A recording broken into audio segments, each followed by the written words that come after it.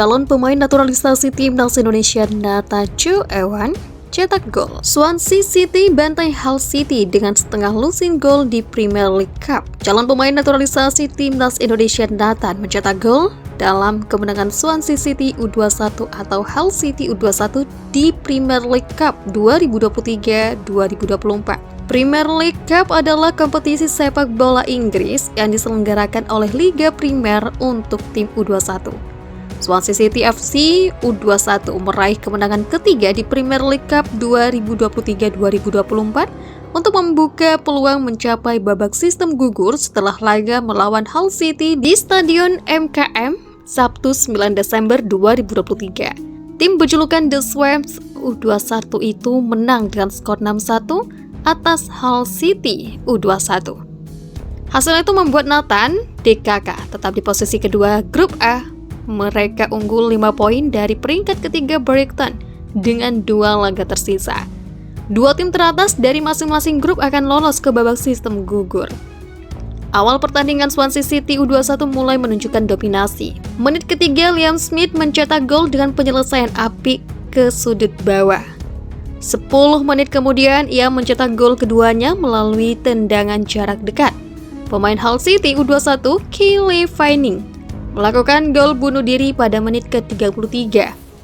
Gol itu membuat babak pertama ditutup dengan skor 3-0 untuk keunggulan Swansea City U21. Pada babak kedua, 3 gol lagi mampu dijaringkan pemain-pemain Swansea City U21. Menit ke-57 Nathan mencetak gol keempat. Ia mencetak gol saat bola tendangan bebas melayang ke area penalti, memungkinkan dia untuk melakukan konversi dari jarak dekat. Semenit berselang Christian Fletcher mencetak gol kelima. Hull City U21 pada menit ke-61 mampu melesatkan gol melalui Jim Sims.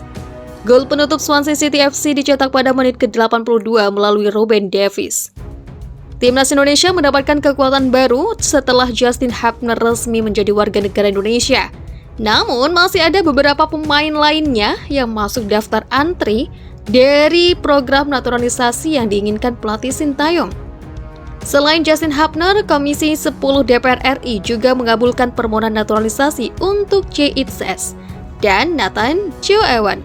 Keduanya kini tinggal menunggu pengambilan sumpah untuk menjadi WNI. Selain itu ada pula Ragnar Ortmangon yang siap berganti kewarganegaraan menjadi WNI. Namun prosesnya akan dimulai pada 2024. Prosesnya masih belum siap seperti 2 atlet ini. Jadi sementara baru Jay dan Nathan. Mungkin Ragnar kita proyeksi di tahun depan, kata Menpora Dito Aritejo. Lantas siapa sebenarnya para pemain yang akan mengikuti jejak Justin Hapner menjadi warga negara Indonesia agar bisa membela timnas Indonesia? Berikut ini penjelasannya.